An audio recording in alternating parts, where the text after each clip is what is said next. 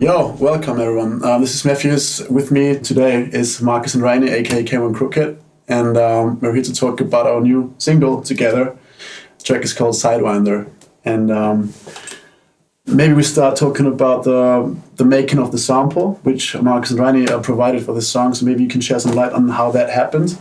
Yeah. So actually, our goal was to kind of make something that is reminiscent of the late 90s, early 2000s French house vibe.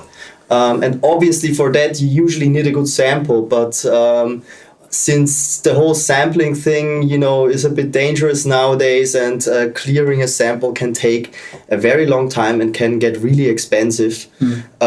Actually, our approach, and it has been like that for a few years now, is to kind of remake samples, like old samples that we like, and then modify them. So we change up the chords, but the kind of sound set and the sonics stay the same. And we had a few reference samples that we really liked, that we thought could really work in a drum and bass context. But what we do is we actually don't create the sample in a drum and bass tempo, but most of the time either on, let's say, 120 beats per minute, so or the original maybe house tempo, or exactly in the beats per minute of the original song that we liked as a reference. And with that one, the approach was actually quite complex because it was a very brass-heavy sample. And for brass, I think it's really important to treat like all the instruments as if they were played by single people. So what we did is we actually created for every single note in the chord that was played by like a brass player, or would have been played by a brass player, we had single instances of contact where we loaded up some trumpet library, and then drew in the expressions, all the articulations for each single trumpet. And I think for each chord there were like 4 different trumpets, and there was also, I think, one trombone. And that was only the brass section of that. So that is usually a lot of work, because for it to really sound convincing, they all have to kind of have different articulations and not do the same thing. So copy and paste is not something that you can do in there at all. And I think also panning was an issue as well, where you had to look at how those old songs would have been instrumentalized and panned in which crash would sit where in the mix and all that. Exactly, since obviously stereo enhancers and all this stuff was not a thing back then. They kind of always had to like do the stereo trick with just hard panning, and that's what we did there as well. So we basically just hard panned some of the trumpets completely to the left and the other one completely to the right, and then place some in the middle, so you really get like a nice spatial effect. And yeah, we did the rest with all the other instruments. We did the same thing. So we had a guitar in there. And that was also some library where you have to kind of like draw in the chords, or you actually set like which chord it is, and then even change like the positioning of the picking of the instrument and stuff like that, so you kind of fit it to the rest of the chords so it doesn't sound too much out there. And then also bass guitar, bit of a string there, and obviously that's like then the raw that's the raw sample. But obviously we don't use the raw sample, so we bounce the whole thing out and then we treat it again. And then you would do something that people around the 2000s would have done. So for example, you would like obviously change the tempo, change the pitch a little bit, slice it up, and then send it through some phaser or flanger effect as well. Yeah, exactly. And I think this was when like this like idea of the track really came together, because first I wanted to make something that had quite a long melody, so I made the brass melody quite long actually, I think the full melody was almost 16 bars or 8 bars, I can't really remember, but actually we sped it up so much that it was like a 2-bar loop in the end basically, or 1-bar loop, and that really made that French house style happen. And it's also kind of reminiscent of old drum and bass tunes that came around at that time, the idea was in the beginning, like how you listen to the tune now, that was not at all how it started off. Actually, we wanted to like make a French housey drum bass classic, a little bit of a banger, and give it a 2019 mix down, like very in a new airy custom, but very like an homage to old tunes that we really liked, especially Spaced Invaders. Exactly. And that's where all the ideas about like keeping it rising. So that's where everything came together with all the riser that just keep pumping up and pumping up, and once one is disappearing, the next one already comes in.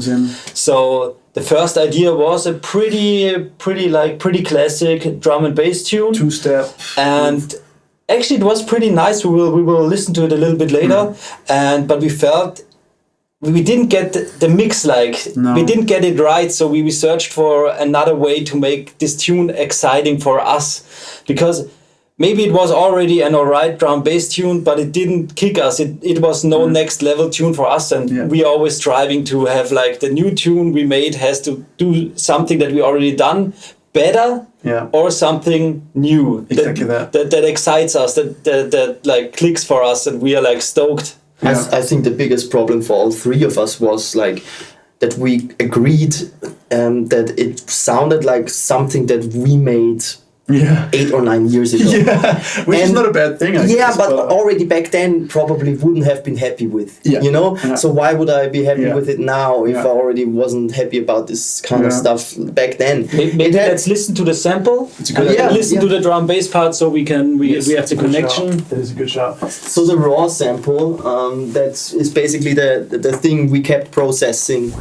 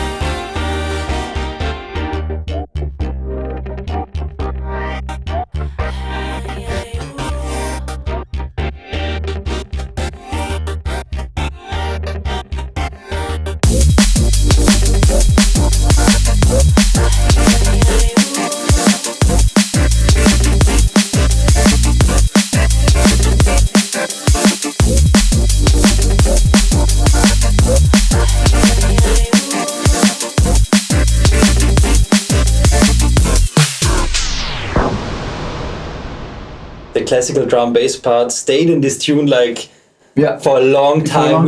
Just in the very last versions, in the last maybe 2 months before the release, we just been doubting it, and we played it out. We played the tune out, and we've been like, maybe we could get rid of it because that's the least exciting section for us, because every section otherwise, like the techno drop, let's call it, or Four on the Floor, and the switch up with the crazy screamer made so much sense to us. And in the beginning we had the drum bass section in between, and it felt so long till the screamer switch came that the tune was already played out more or less. So we just got rid of it.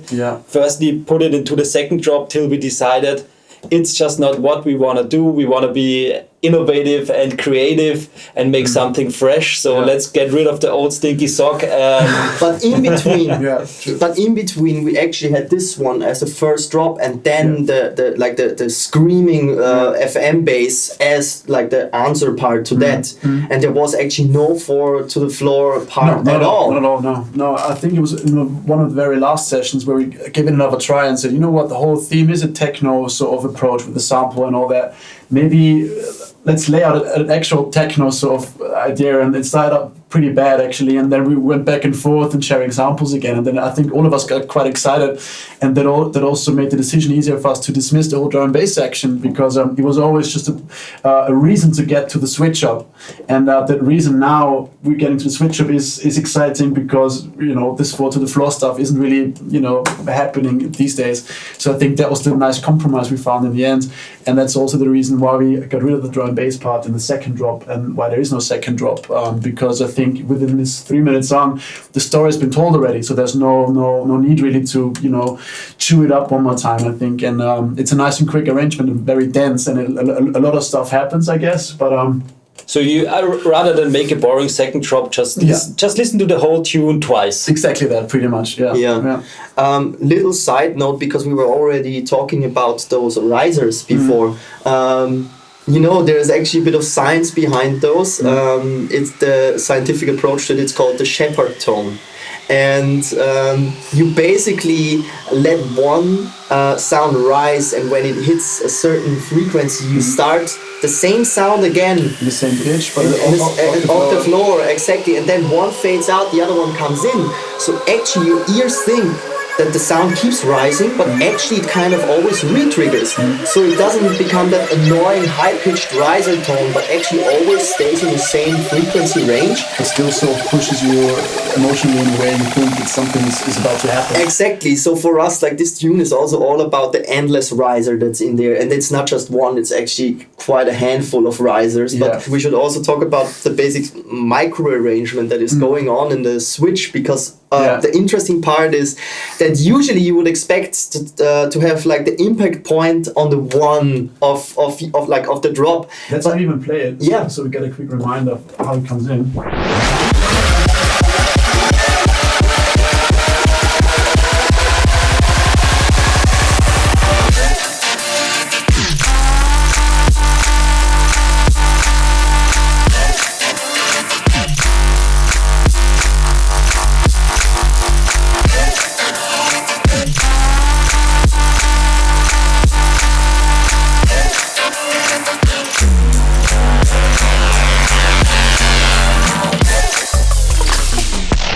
So yeah, you as Markus was saying, you would expect the drop to be on the one, but through the arrangement we kind of came up with this one when we were jamming out together actually. And that was the first thing that clicked with us. We had this thing and we were like, it's weird. It doesn't have to do anything. Like the build-up hasn't to do anything with the drop and stuff like this.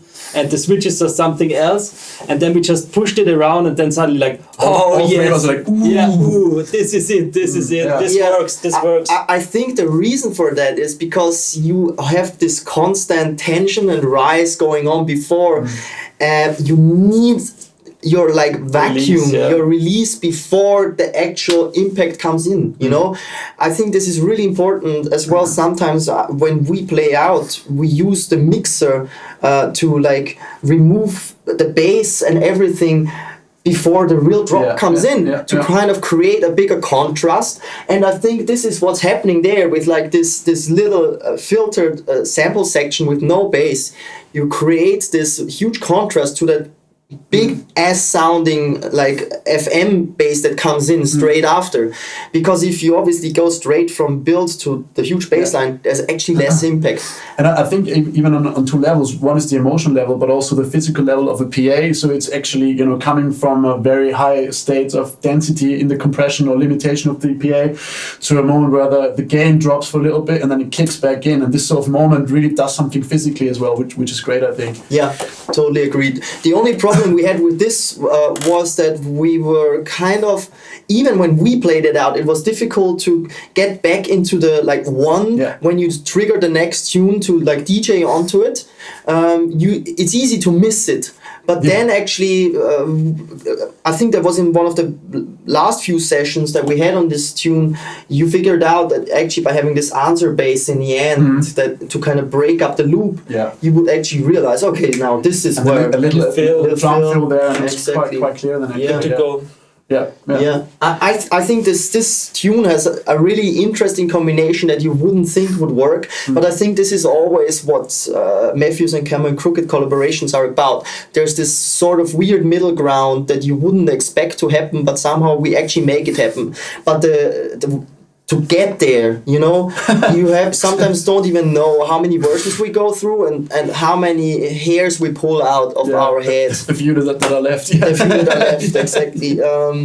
So I think the outcome is always interesting because of the way we work together and that we compromise as well. To be able to say, okay, we let go of this part, even if we worked on it for a few weeks and we liked it, but since it doesn't make sense in this actual context anymore, we just get rid of it.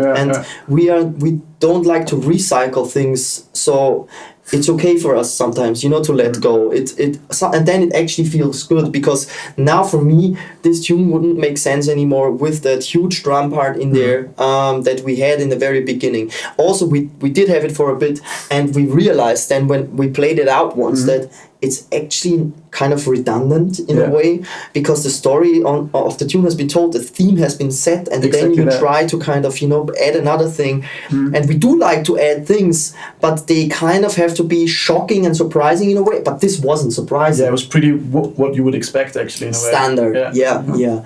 But then actually to kind of because then you came in and you were like, okay, we should make this like the second half of the tune or the second drop should actually be just like a rollout of the track because the main story has been told and you wrote this hip hop part on top of the actual original sample again to bring it back in. To kind of also show people, okay, this is the original sample and you know this is what we did in the beginning. I think that's really cool as well because it's kind of like, at least for us we know the story when full circle in a way. And now when everybody listens to this, they know as well. You know, everyone else will be like, what's this other tune doing?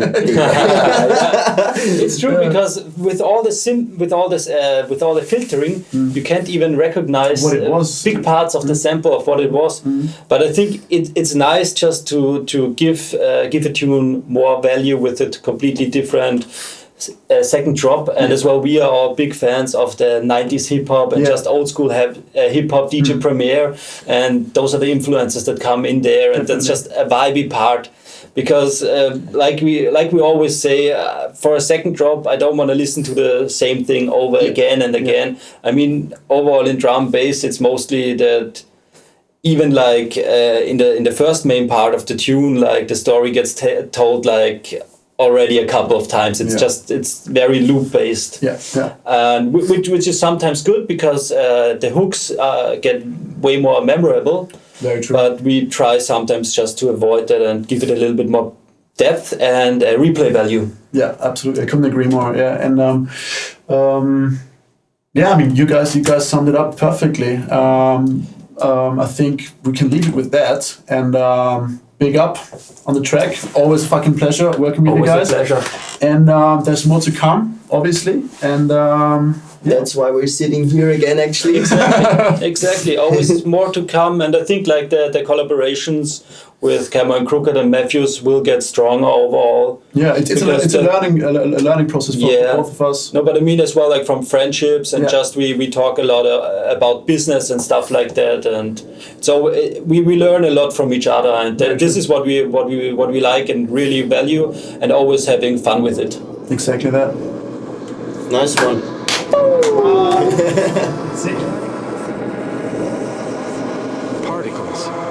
Particles.